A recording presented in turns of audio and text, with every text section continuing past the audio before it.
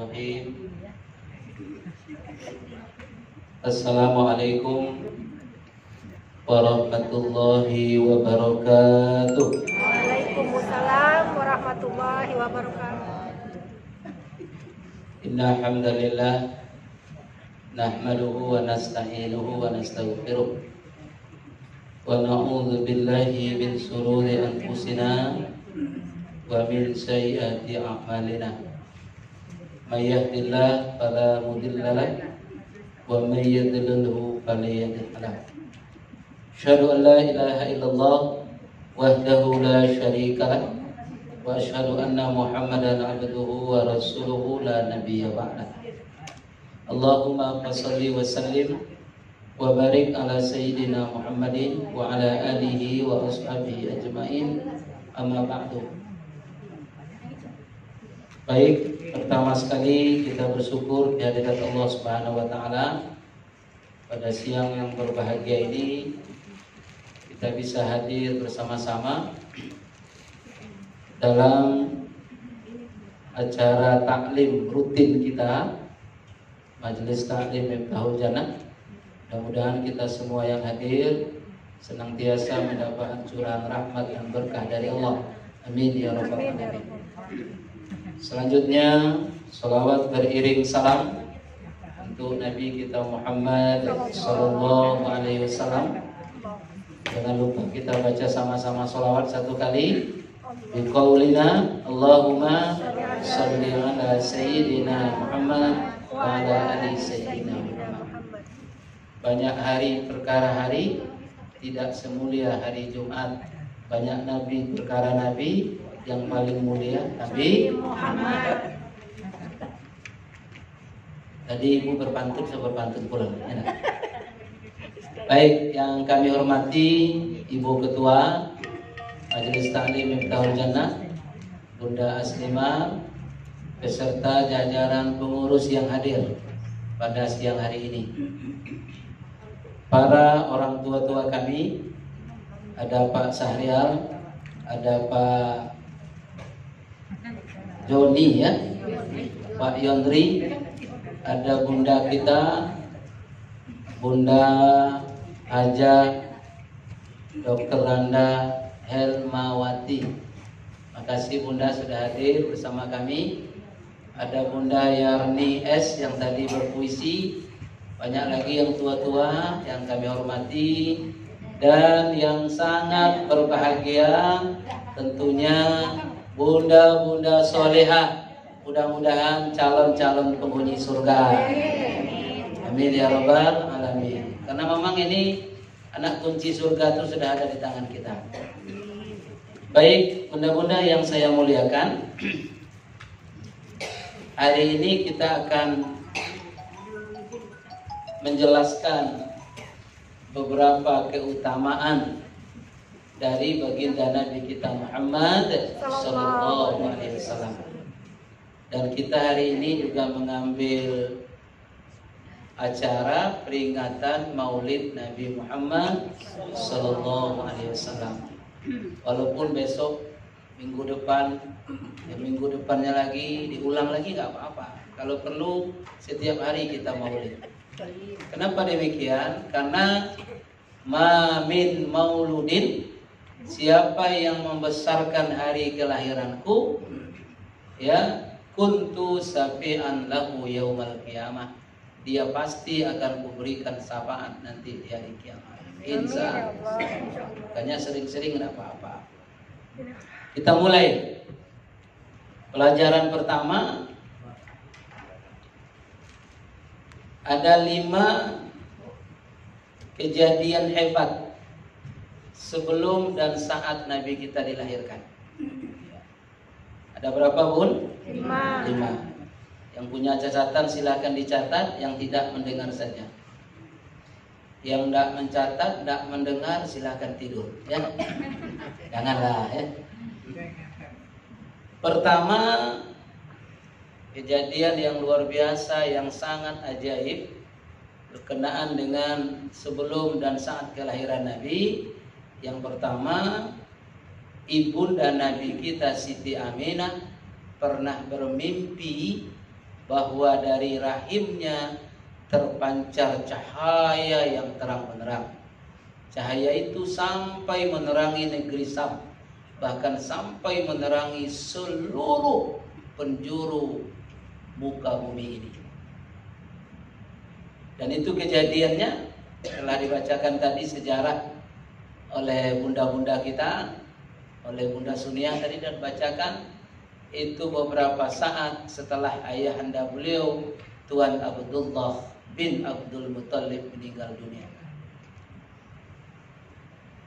Jadi ada mimpi dari Siti Aminah ibu Nabi bahwa ada pancaran cahaya dari rahim beliau.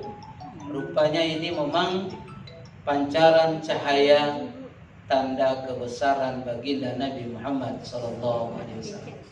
Hilanglah kesedihan Aminah. Padahal sebenarnya ketika 4 bulan kandungan, pas suami pergi berdagang ke negeri Yasrib atau Madinah hari ini, Abdullah meninggal. Kira-kira kalau ada ibu-ibu yang sedang hamil, suami sedang tugas jauh dari kita, meninggal, bagaimana perasaan? Tentu ada kesedihan. Dalam kesedihan itulah Allah menghibur. Apa hiburan Allah? Ada mimpi seolah-olah datang cahaya ya dari kandungan beliau, dan cahaya itu memancar kepada seluruh antero permukaan bumi.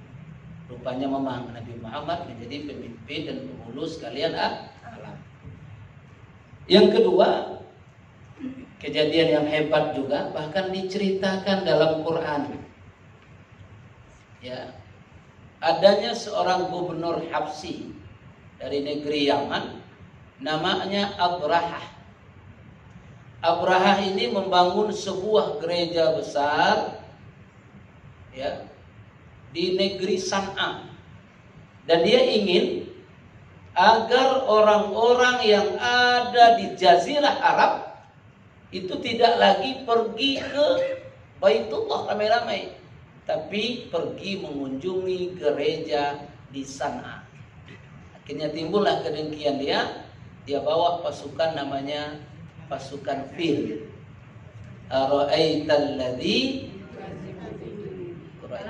pula alam tara kaifa fa'ala rabbuka bi ashabil. Ya, pendek kisah itu kedengkian Abrahah tidak tercapai. Niat busuknya tidak terwujud. Politik jahatnya tidak bisa diwujudkan. Gagal hanya oleh burung kecil yang dipotoknya membawa sijil, batu kerikil yang panas. Akhirnya faja'allahum ka'asfim ma'kul. Ini cerita kedua. Itu pas menurut ahli sejarah 50 hari sebelum Nabi kita Muhammad sallallahu alaihi wasallam dilahirkan ke muka bumi. Ya, di peristiwa Abrahah. Yang ketiga, runtuhnya gereja di Romawi. Jadi ada gereja besar di negeri Sam, Romawi, itu runtuh seketika. Bahkan patung-patung yang ada ketika itu juga berantakan, hancur. Dan tidak hanya itu, ya, api sesembahan Majusi juga padam seketika. Jadi ada orang di dunia ini yang menyembah api, namanya kaum Majusi. Majusi itu penyembah api. Api itu dihidupkan, baru dia sembah-sembah. Api itu tidak bisa hidup, padam. Ya, kenapa? Karena kebesaran kelahiran Nabi Muhammad sallallahu alaihi wasallam.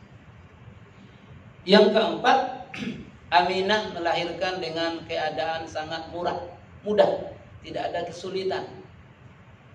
Menurut riwayat, ada 2 wanita cantik, wanita solehah yang luar biasa, dan wanginya sangat wangi. Tak sama dengan wangi ibu-ibu hari ini, ada yang wangi satu busuk semuanya. Kan ya? Wanginya luar biasa. Nama wanita itu pertama Siti Asyah, Siapa Siti Asia? Istrinya Fir'aun. Yang kedua Siti Maryam, ibundanya Nabi kita Muhammad, ibunya Nabi Isa alaihissalam, putri dari Nabi Zakaria alaihissalam. Ya. Itu membantu persalinan ya Siti Aminah, dan beliau memang dalam keadaan muda. Kemudian Nabi lahir, ada dua riwayat saya baca. Riwayat pertama dalam Sirah jilid 1 itu diceritakan Nabi kepalanya sudah berdiri sebentuk atau seperti orang berdoa. Yang kedua, bukan berdiri kepalanya, tapi dalam keadaan Gak usah kita persoalan itu. Itu hanya pendapat para ahli sejarah. Kemudian beliau lahir sudah dalam keadaan berkitar dan tidak lagi terlilit oleh tali pusatnya. Itu kejadian ketika Nabi lahir. Yang kelima, Jazirah Arab ketika itu, bahkan seluruh pembukaan dunia ini bergembira dengan kelahiran Nabi. Bintang-bintang memancarkan cahaya. Ayam binatang ternak berkokok, berbunyi, bersiul, senang bahagia. Tumbuh-tumbuhan pun berbunga, berbuah, senang. Manusia pun semuanya bergembira. Kenapa demikian? Wa ma arsalnaka illa rahmatan lil alamin. Karena yang lahir itu adalah rahmat bagi sekalian alam. Baginda Nabi kita Muhammad sallallahu alaihi wasallam. Kalau saya baca terus sejarahnya agak panjang memang, tapi bolehlah satu kita baca. Jadi pagi-pagi di hari Senin tanggal 12 Rabiul Awal tahun Gajah itu bersamaan dengan 22 April 571 Masehi. Nah, itulah tercatat dalam sejarah hari kelahiran Nabi. 12 Rabiul Awal tahun Gajah, 22 April 571 Masehi. Ada juga yang mengatakan 21 April. Ya, tidak persoalan, ada perbedaan saja. Ada seseorang budak perempuan namanya Suwaibah. Suwaibah ini memiliki tuan namanya Abu Lahab. Ketika pagi-pagi di hari Senin, dia berangkatlah ke rumah tuannya, kemudian dia mengetuk pintu. Tuan, tuan, tuan. Nah, kira-kira begitulah bahasa kita. Anaknya Aminah sudah lahir. Ya, putra Abdullah sudah lahir tadi malam atau tadi subuh. Tuan Abu Lahab yang masih dalam bilik dia langsung keluar. Wahai Suwaibah, benarkah engkau apa yang engkau ucapkan? Benar tuan, saya tidak pernah berbohong, kata Suwaibah. Hai Suwaibah, kata Abu Lahab, mulai hari ini aku merdekakan engkau, dan berangkatlah engkau sekarang juga ke rumah Aminah, susukan keponakanku. Kira-kira apa yang terbayang pada kita? Nampak kegembiraan Abu Lahab, sehingga dimerdekakan budak yang dia miliki namanya Suwaibah, kemudian disuruh dihadiahkan untuk menyusukan keponakan. Kan betul ponaan kan? Ponaan kandung itu. Walaupun dalam perjuangan Abu Lahab ini menjadi musuh perjuangan Islam dari Rasulullah Sallallahu Alaihi Wasallam. Itu betul, tidak salah. Bahkan kita mengetahui, ya, di dalam sebuah kitab lama dinukil asbab dia senang gembira dengan kelahiran Muhammad sehingga dimerdekakan budaknya, dihadiahkan untuk menyusukan Muhammad kecil ketika itu. Asbab itu dia mendapat bonus Bonus apa? Keringanan dari azab setiap hari Isnin. Walaupun dalam Quran kan sudah jelas. Tabbat yada abi lahabin wa tab. Abu Lahab itu diazab oleh Allah dengan azab yang sangat dahsyat, azab yang begitu pedih. Kemudian istrinya diberikan kalung. Berikan apa, Bun? Kalung apa? Bukan kalung emas, bukan kalung intan berlian, tapi kalung dari api neraka. Tapi karena dia senang gembira kelahiran Muhammad, Senin dibebaskan, diringankan dia dari azab. Wallahu a'lam. Ini baik, ini 5 kejadian ajaib bersamaan dengan kelahiran baginda Nabi kita Muhammad sallallahu alaihi wasallam. Kita lanjutkan. Berikutnya, ini pelajaran yang penting juga kita catat.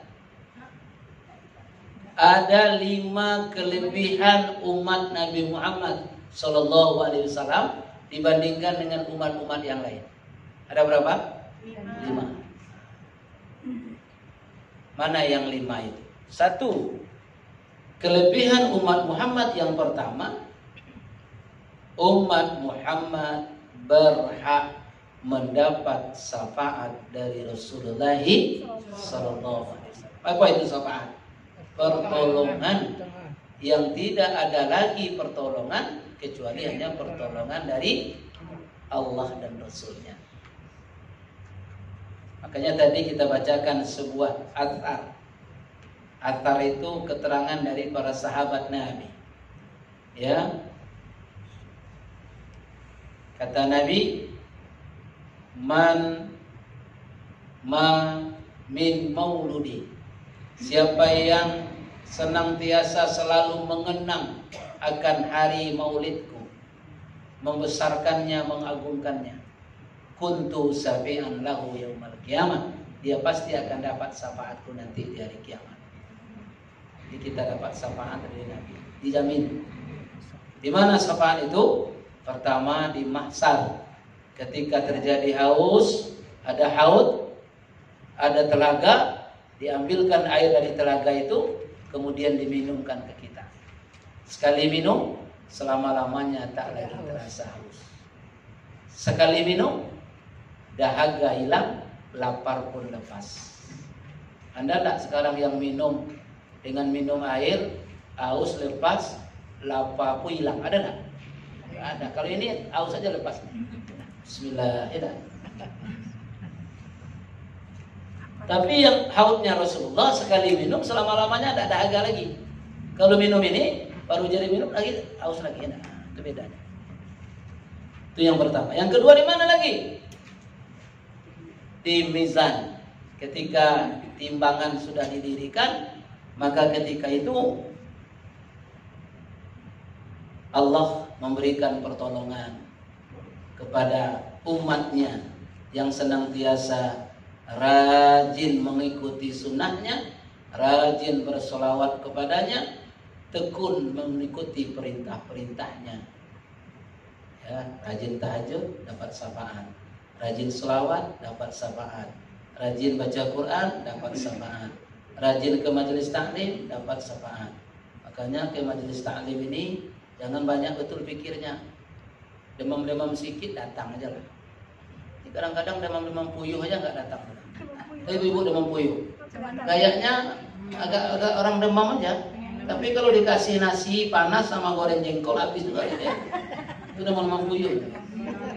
Ya, bahasa Padangnya damam-damam kepare, nyo damam makannya suke bare. Ya, datang. Kenapa? Karena inilah yang menuntun kita untuk mendapatkan syafaat dari majelis ilmu. Kan disebut dengan taman surga. Satu aja taman surga yang ada di dunia ini. Mana? Majelis ilmu. Nih. Kemudian di mana lagi? Syafaat terakhir di Sirat, di titian. Ketika kita menyeberangi titian, di bawahnya api neraka yang menyala, di ujungnya pintu surga. Di sanalah Rasulullah memberikan syafaat.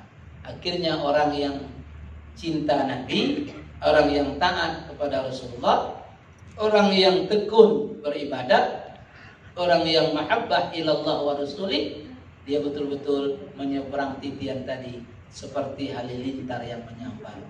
Sampailah dia di gerbangnya surga atau di pintu surga. Mudah-mudahan kita nanti seperti itu semuanya. Amin.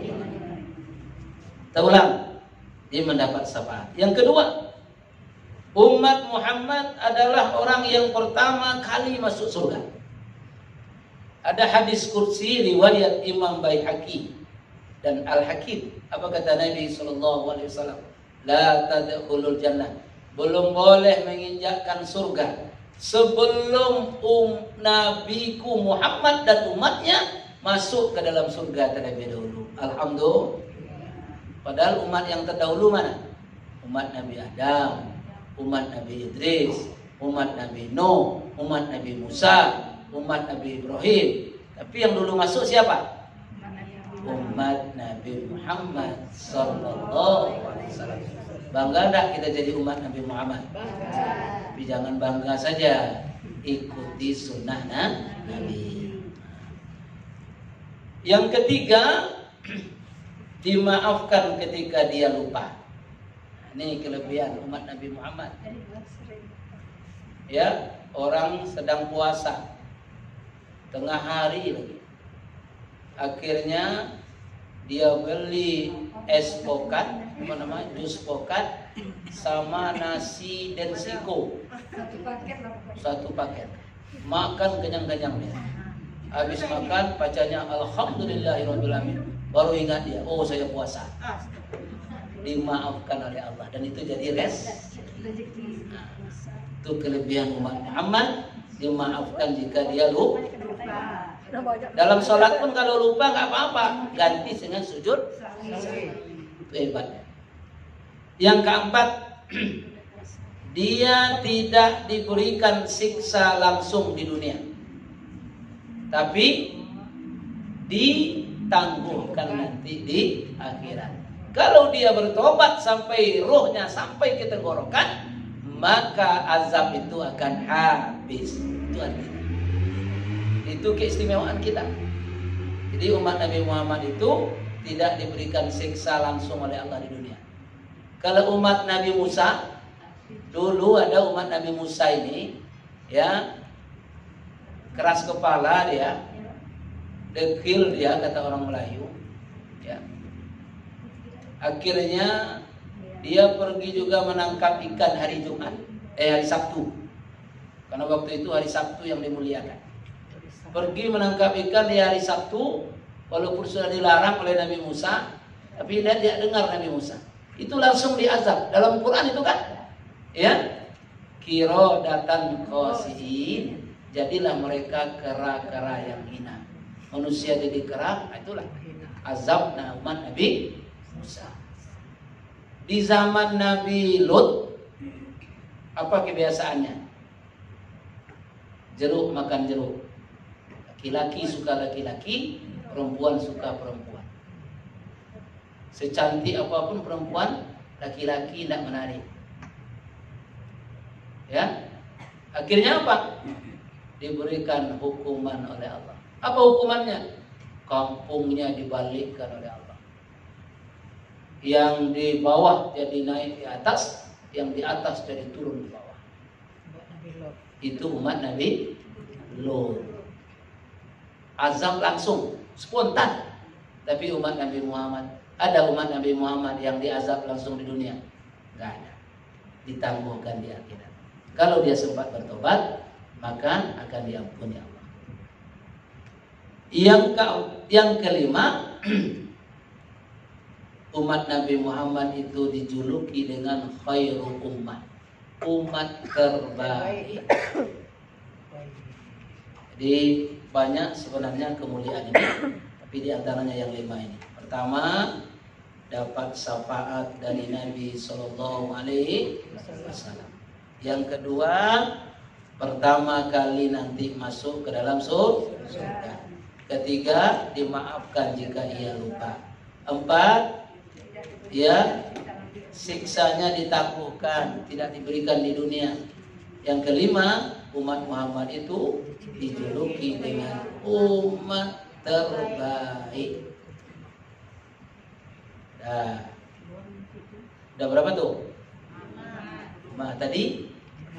Udah berapa semua? 10. Hafal ke-10-annya? Tengok buku hafal ya. Sekarang boleh. Nanti kalau ada UAS atau UAS, ujian akhir ceramah, Nggak boleh bawa buku ya Ustaz? satu soal nanti hadiahnya 50.000. Terakhir hari ini. Mudah-mudahan ada duit dari dompetnya. Ini cara Ustaz ya, supaya jangan ngantuk. Jangan. Kita lanjutkan.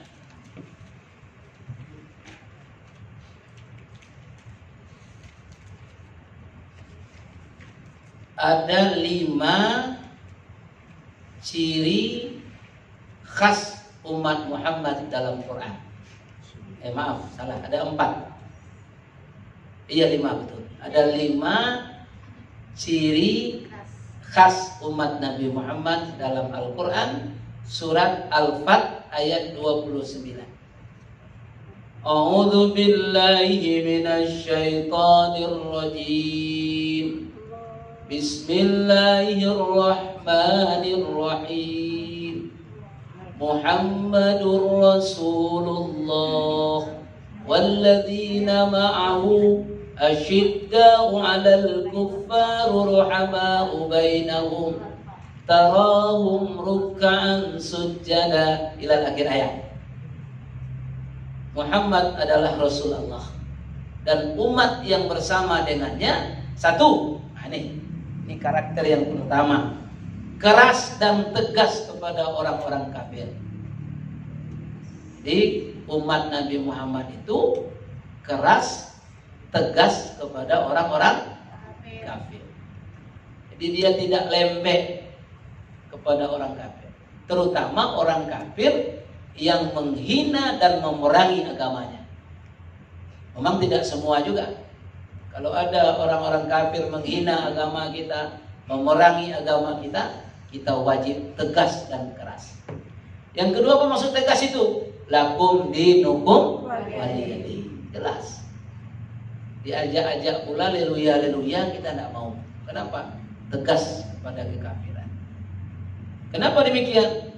Lakum dinukum waliyadin. Bagi kita agama kita, bagi mereka agama mereka.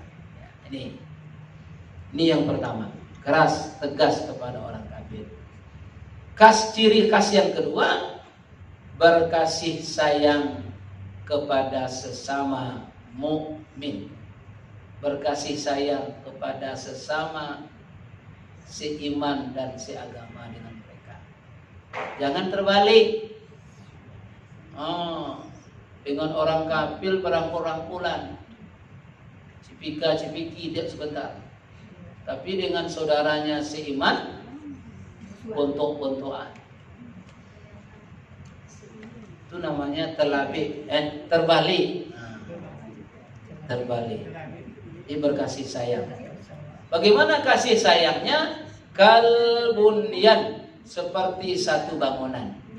Ya suddu ba'dukum ba'd, saling kuat menguatkan. Ini kan bangunan baru nih. Ada tiang, ada dinding, ada atap, ada lantai.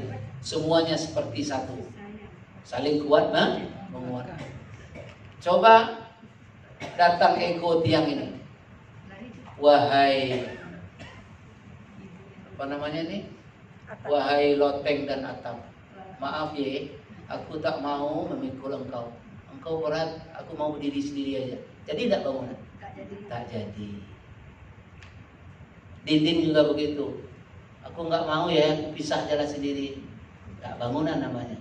Akhirnya hujan masuk, angin masuk. Kotoran pun masuk. Ujung-ujungnya masuk angin.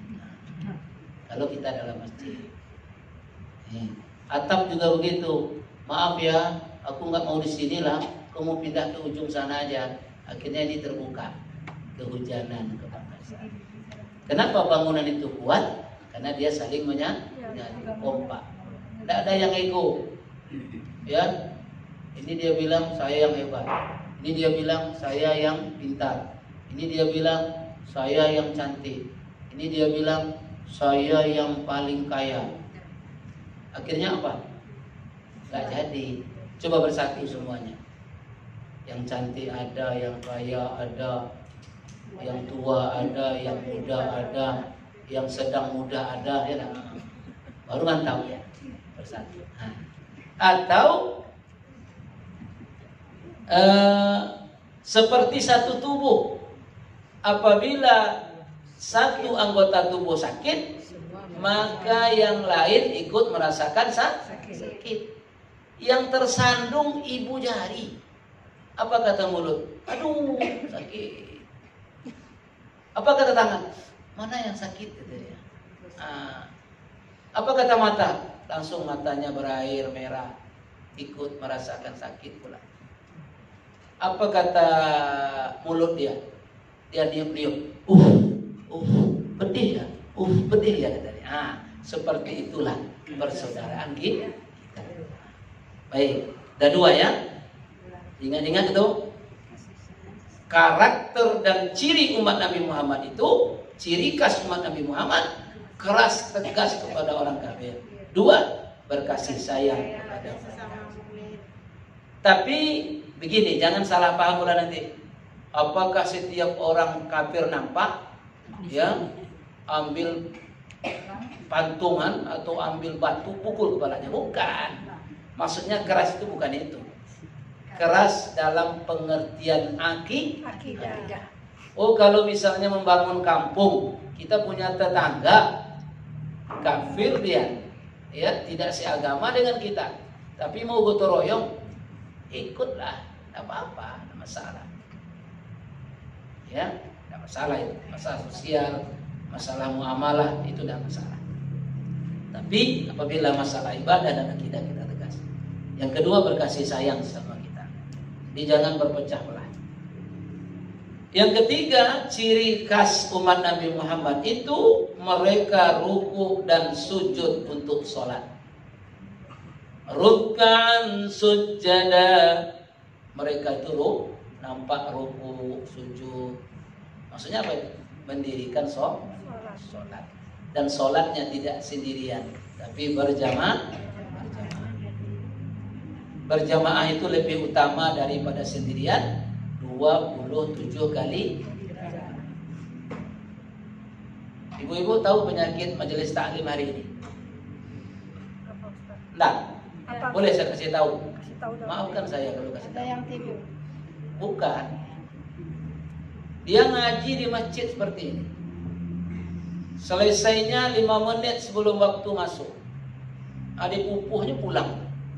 Di mana dia sholat? Kenapa tak sholat berjamaah dulu? Tadi juga sampai saya marahin tadi. Ibu anak itu yang turut perintah ibu, jangan ibu pula turut perintah anak.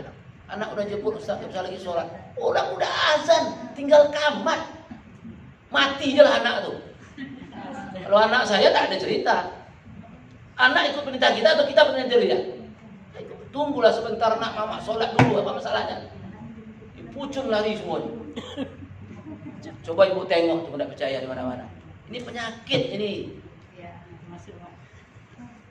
Tapi kalau 2:30 kita nanti selesai, kan masih jauh waktunya, masih cukup lah, nggak apa-apa. Ini tinggal waktu 3 menit, 24 kan sudah hampir kamat. Mencucuknya pulang. Kok di lantai ada terus tahu untung. Nah, ini betul. Saya kadang-kadang dibodoh-bodohkan orang. Ustadz, ibu-ibu ini kadang-kadang nggak tahu dia mana yang wajib, mana yang sunat, Ustadz.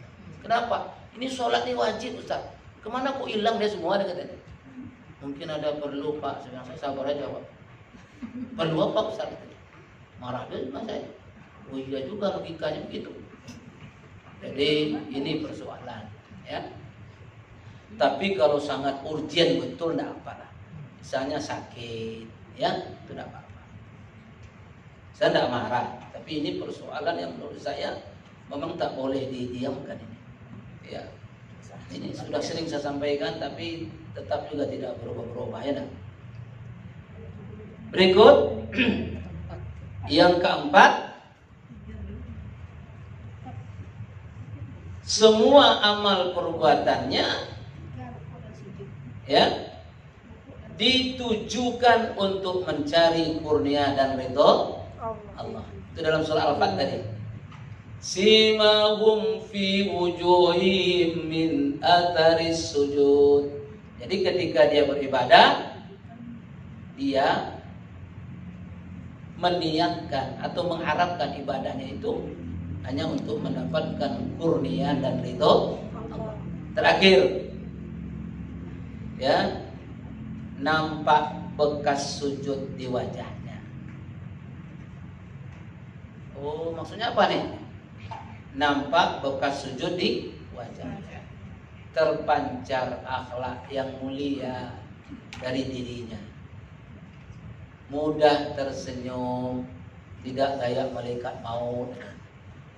Mudah keluar ucapan selamat. Assalamualaikum Ustaz. Waalaikumsalam. Ya, masuk rumah, assalamualaikum. Mudah senyum, mudah menyapa, mudah menegur. Itu tandanya ada bekas sujud. Bukan bekas sujud hitam di dahi. Ya, itu boleh juga lah. Kalau dia mungkin banyak tahajud malam, tikarnya bukan kayak gini. Terpaksa cari tikar yang agak kesat sedikit. Digosok-gosokin waktu sujud sama kita. Enggak. Dia memang banyak lama sujudnya, enggak apa-apa. Ya, tapi yang dimaksud bukan hanya sekedar itu, tapi terpancar cahaya keimanan, cahaya akhlak yang mulia dari sujudnya. Paham ya? Jadi ada akhlak yang mulia, ada tingkah laku yang baik, ada senyuman yang ikhlas. Karena senyum ini dua juga. Pertama, senyumnya ikhlas, senang kita menengoknya. Yang kedua, senyumnya masam, palsu ya. Yang palsu-palsu itu kan sangat tidak mengenakan, terutama cinta palsu. Tanda 15 ya. 5 tadi, apa yang 5 pertama? 5 kejadian hebat saat Nabi dilahirkan. Kemudian tadi lanjut ada 5 tadi? 5 kelebihan umat Muhammad. Sekarang ada 5 ciri karakter umat Nabi Muhammad. Boleh lanjut? Lanjut ya. Yang berikutnya ada 4 sifat utama Rasulullah. 1, sidik. 2, amanah. 3, fatonah. 4, tabligh. Atau mau mudah, staf aja. Sidik, tabligh, amanah, fatonah. STAF ya. Staf. Bukan staf kantor, bukan. Staf itu artinya sidik, ya, tabligh, amanah, fatonah. Apa makna sidik? Sidik apa maknanya? Benar, jujur. Itu sifat wajib bagi Nabi. Jadi Nabi itu tidak ada gaya kita. Ya, sifat-sifat tidak jujur, sifat-sifat tidak benar tidak ada pada Nabi. Yang kedua, amanah, dipercayai, bukan khianat. Ketiga, tabligh, menyampaikan. Ya, bagus tidak bagus ayat itu disampaikan Nabi. Terakhir, fatonah, cerdas. Cerdas. 4 ya, sifat yang baik bagi Nabi. Berikut ada 3 karakter umat Nabi Muhammad. Ya, karakter umat Nabi Muhammad ini nanti boleh dibuka surat Ali Imran ayat 110. Surat apa, Bun? Ali Imran ayat 110. A'udzu billahi minasy syaithanir rajim. Bismillahirrahmanirrahim. Ya. Kuntum khaira ummah ukhrijat linnas ta'muruna bil ma'ruf. Jadi karakter yang pertama umat Muhammad, dia punya sifat, punya karakter, yaitu selalu mengajak kepada kebaikan. Ya, selalu mengajak atau menyeru berbuat baik. Dia tak ada kerja yang lain kecuali itu aja. Salatlah nak, ya, bangun nak, belajar nak, baca Quran. Itu aja kerjanya. Itu salah satu ciri atau karakternya umat Nabi Muhammad. Itu kata Al-Quran. Makanya dia dijuluki dengan khairu ummah ukhrijat linnas, umat terbaik yang dilahirkan untuk manusia. Kenapa? Karena dia selalu ngajak kepada kebaikan. Jadi kita umat Nabi Muhammad ini tidak ada kerja lain, tidak ada usaha lain kecuali mengajak kepada kebaikan saja. Itu aja, ajak kepada kebaikan. Yang kedua, karakternya apa? Mencegah orang berbuat mungkar atau buruk. Ya, ada orang mau cerai dengan istrinya, jangan cerai. Ada orang ya mau berkelahi, bertengkar, jangan, maafkan aja dia. Nah, itu namanya mencegah orang berbuat mungkar.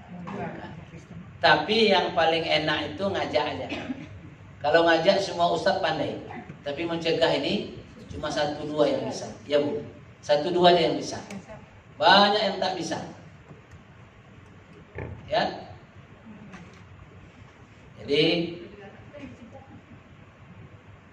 mencegah yang mungkar ini yang berat. Menyeru atau mengajak kepada yang baik. 2, mencegah berbuat mungkar atau berbuat buruk, buat maksiat, ya cegah. Nah, ini berat ini. Saya pun belum mampu. Gimana kita mau mencegah orang yang setiap malam dugem, minum keras di tempat-tempat hiburan? Udah bisa. Datang pula kita ke sana, berat. Mungkin harus pakai cara tersendiri. Makanya dalam hadis, ya, nanti boleh ditambah lagi nih, cara mencegah orang itu juga 3 caranya.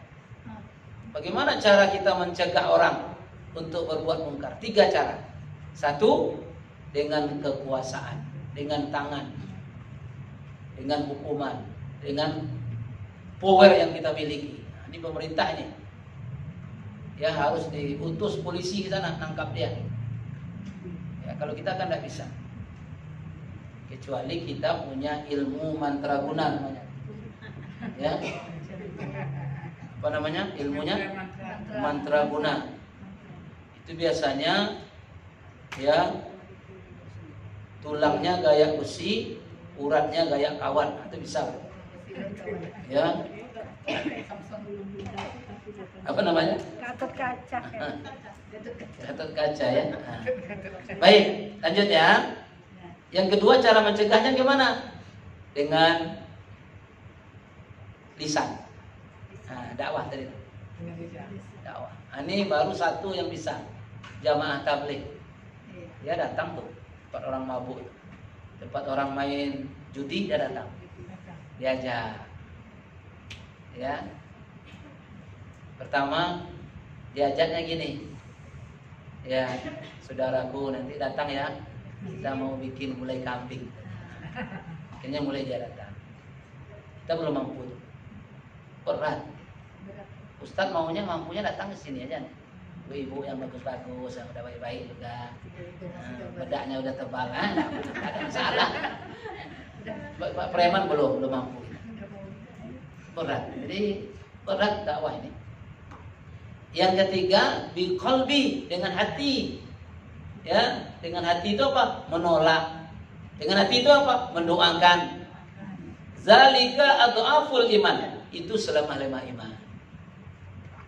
Nih, cara mencegah orang itu berat. 3 cara mencegah. Cegah dengan kekuasaan tangan yang kita miliki. Yang kedua, cegah dengan lisan, sampaikan dakwah. 3, cegah dengan hati. Dengan hati itu gimana? Menolak.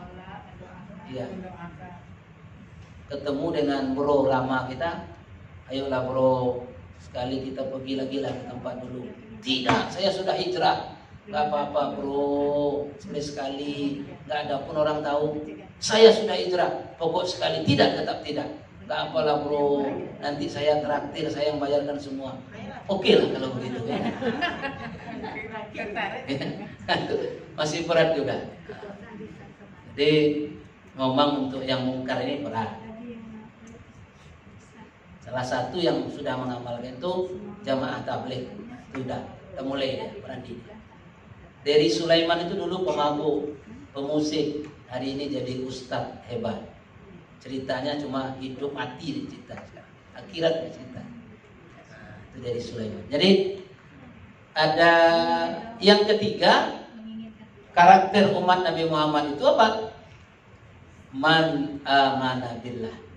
Dia beriman kepada Allah dengan iman yang sempurna. Di 3 karakternya ya. Ngajak kepada yang baik, cegah kepada yang buruk, beriman dengan iman yang sempurna. Baik, sedikit lagi. Lanjut ya. Tadi sudah ya 3 cara mencegah orang. 3 cara mencegah orang dari kemungkaran. 1 tadi apa? Dengan kekuasaan, dengan tangan. 2 dengan lisan. 3 dengan hati. Sekarang 3 pula bentuk metode dakwahnya Nabi. Jadi Nabi kita Muhammad SAW punya 3 metode dalam berdakwah. Dalam mengajak orang itu ada 3 cara dia. Itu ada di dalam Quran surat An-Nahl ayat 125. Surat apa tadi? An-Nahl 125. Ya, 125. Metode yang pertama ayatnya begini. A'udzu billahi minasyaitonir rajim. Bismillahirrahmanirrahim. Ud'u ila sabili rabbika bil hikmah wal mau'izatil hasanah wajadilhum billati hiya ahsan ila akhir ayat. Jadi metode dakwah Rasulullah 3 itu mana? 1, dengan cara hikmah, dengan cara yang lebih bijaksana, dengan cara yang arif. Ya, ini cara yang pertama Nabi berdakwah. Seperti apa itu Ustaz? Seperti mencabut rambut dalam tepung. Ya, rambutnya terbuang, tepungnya tidak terserak. Seperti membunuh ular dalam benih. Ya, membunuh ular dalam benih. Ularnya mati, benihnya tidak rusak. Oh, kan berat tuh. Itu namanya hikmah. Tidak menyakiti. Kalau bisa seperti itu tentu lebih bagus. Yang kedua, metode dakwah Nabi itu wajadilhum, bukan hikmah, wal mau'izatil hasanah, dengan mau'izah, dengan pelajaran yang baik. Dia tidak ngomong, maaf, dia tidak ngomong apa-apa, tapi dia hanya memberikan contoh yang baik aja. Dia pakai peci, dia pakai sorban, pakai sarung, baju yang bersih, minyak wangi. Dia pergi ke masjid, lewat dekat teman-temannya. Oh, nampak, mana kawan ini? Ke masjid, kan waktu sholat dah masuk. Besok mulai dia ikut. Itu namanya mau'izah. Ini yang berat hari ini. Ya, cucu saya Ahmad Zen itu dilarang oleh ibunya jangan pernah nonton HP. Tapi ibunya 24 jam nengok HP. Bisa enggak kira-kira? No. Bisa. Contohnya ada. Makanya contohkan yang baik. Itu berat. Yang ketiga, wajadilhum billati hiya ahsan. Berdiskusi, berdialog, berdebat dengan debat yang baik.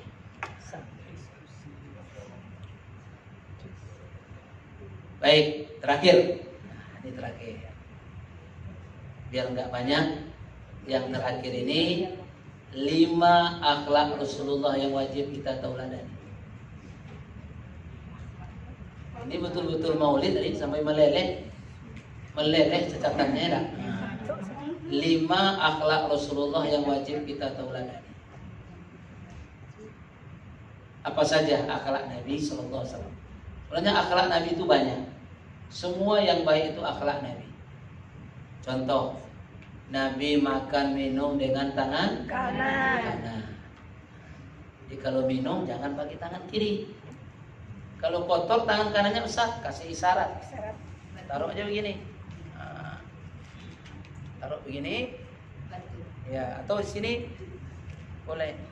Tapi kotor pun tidak apa-apa, kan kotor punya kita juga, nggak apa-apa. Minum aja. Cuman kan itu tak terbiasa di kita.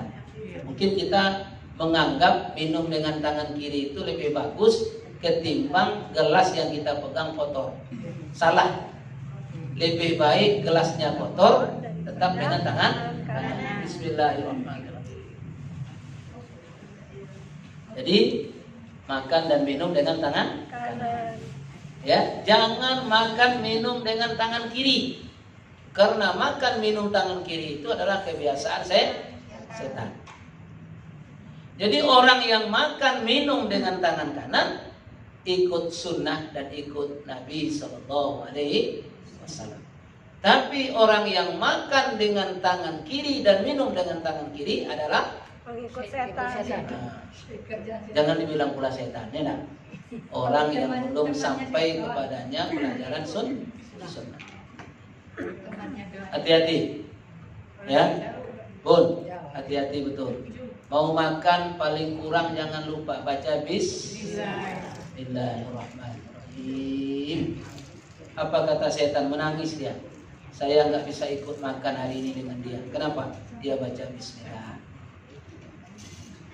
Cuma tak baca Bismillah, ikut setan pun makan. Sehingga nggak kenyang-kenyang juga perut kita. Kenapa?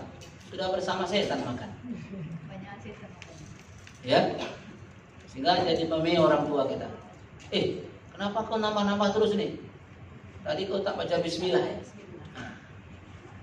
Masuk rumah baca Assalamualaikum warahmatullahi. Setan menangis. Apa kata setan? Tidak ada tempat tinggalku malam ini. Tidak ada tempat aku menginap malam ini. Karena dia masuk rumah baca Assalamualaikum. Kalau tak baca salam, ikut setan masuk rumah. Dulu di kampung-kampung ada anak yang kurang ajar, anak yang nakal, anak yang maaf ini perangainya na'udzubillah. Apa kata orang?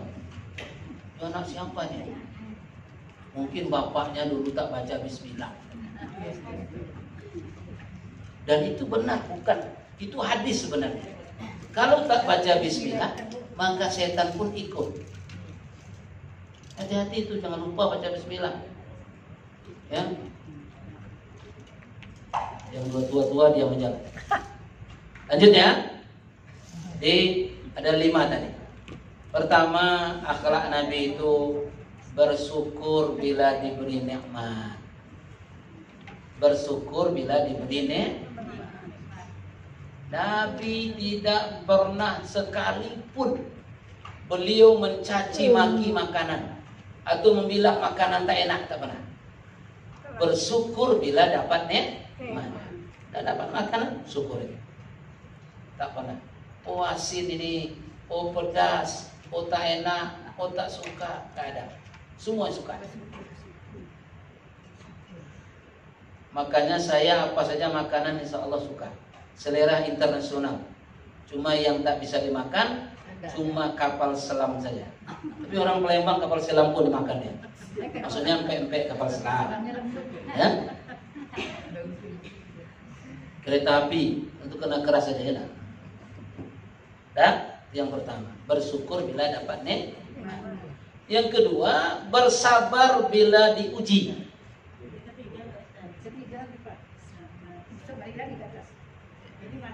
Yang ketiga. Oh, boleh catat aja langsung. Kan ada 5 akhlak Nabi, 5 akhlak Nabi. Kan Ada 5 akhlak Nabi.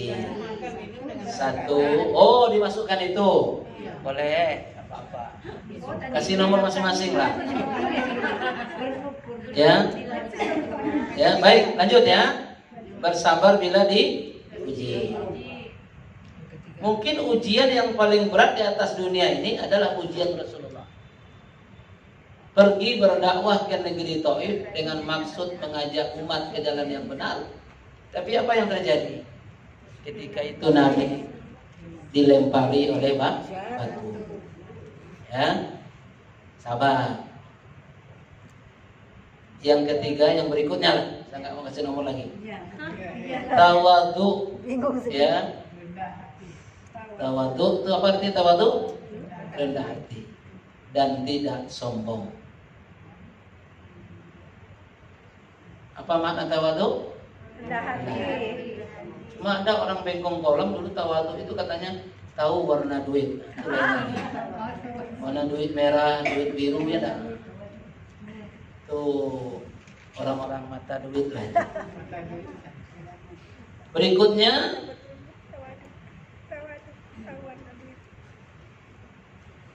ya, penyayang sesama.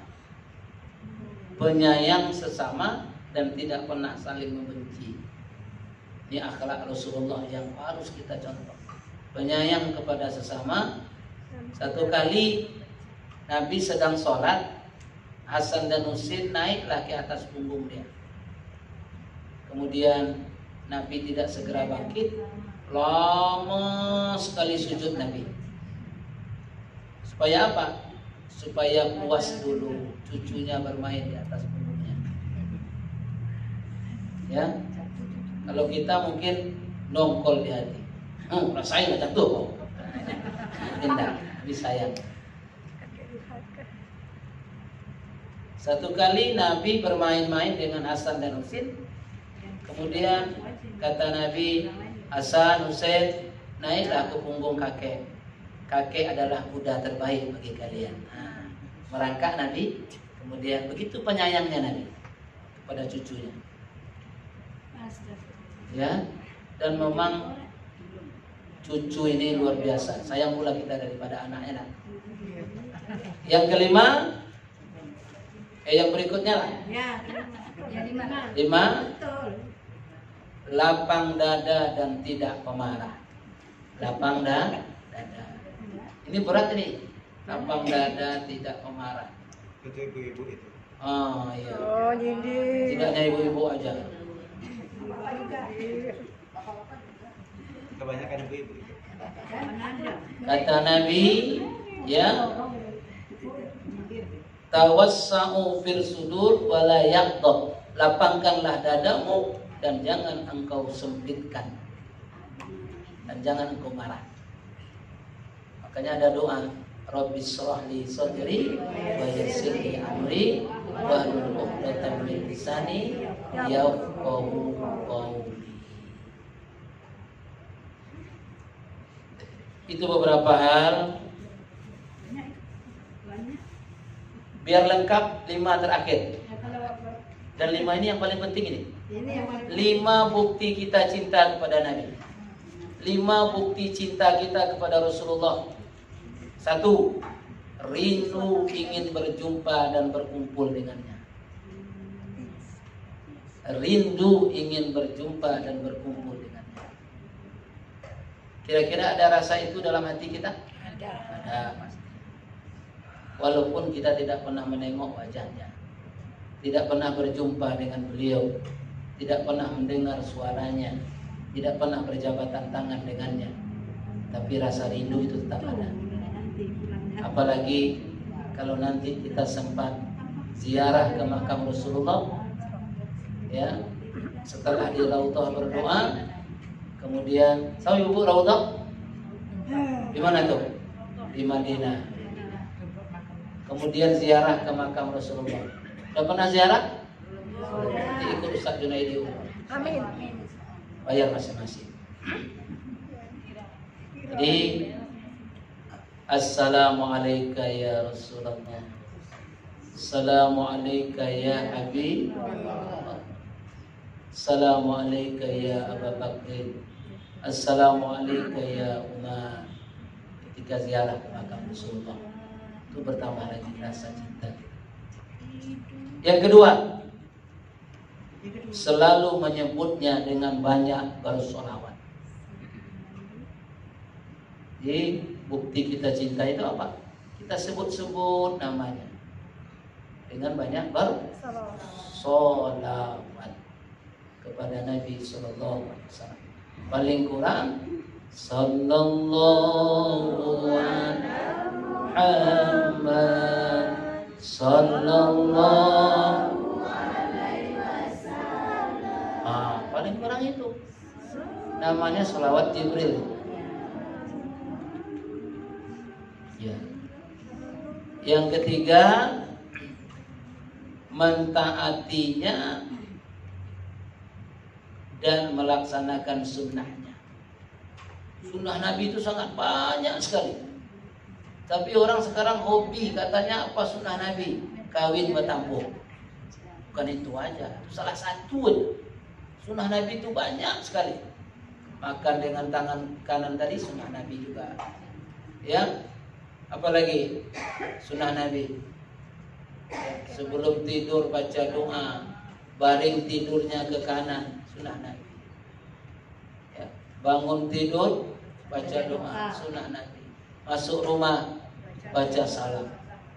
Sebelum melangkah meninggalkan rumah baca doa, Bismillahirrahmanirrahim.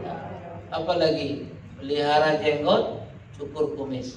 Makanya Ustaz ada kumis, ada jenggot. Kenapa? Sunnah. Itu maksudnya. Apalagi sedikit makan. Kalau kita sedikit makan. Apalagi sunnah Nabi. Sedikit tidur, banyak beribadah. Kalau kita sedikit tidur. Tuh banyak sunnah itu.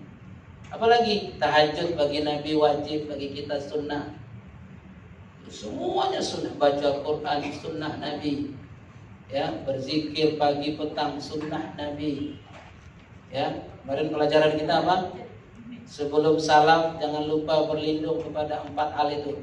Allahumma inni a'udzubika min adzabi jahannam wa min adzabil qabri wa min fitnatil mahya wal mamat wa min syarril fitnatil masiihid dajjal.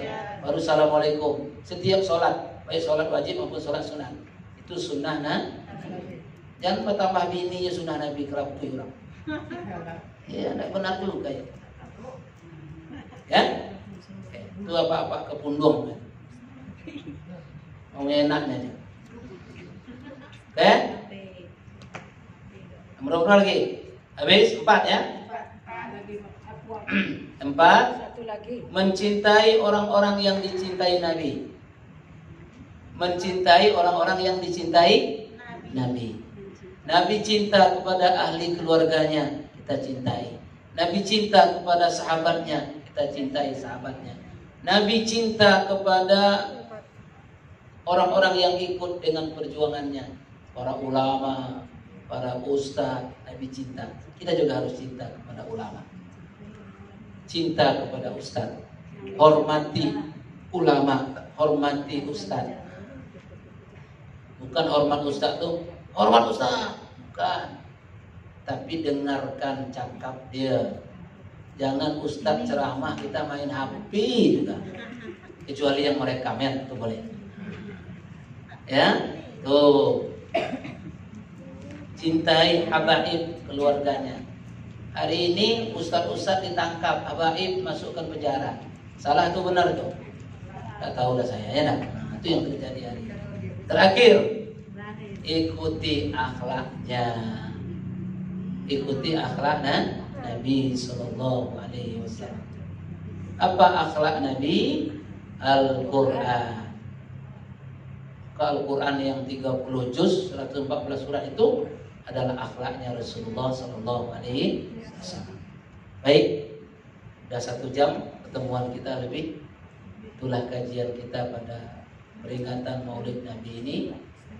Intinya apa sebenarnya? Kenapa kok banyak-banyak Ustaz? Coba hitung udah berapa jumlahnya dari tadi. 5. Untuk apa? Untuk menambah mahabbah kita, cinta kita kepada Rasul. Apa kata Rasulullah Sallallahu Alaihi Wasallam? La yu'minu ahadukum, tidaklah sempurna iman salah seorang di antaramu, kata Nabi. Ya, hatta akuna habba ilaihi min walidihi wa walidihi wan nasi ajmain, sebelum engkau mencintai aku, kata Nabi, melebihi cintamu kepada aku ini daripada engkau cinta kepada anak-anakmu, kepada orang tuamu, dan kepada manusia secara keseluruhan. Kan jelas toh? Itu gunanya. Kenapa dibaca banyak-banyak begitu Ustaz?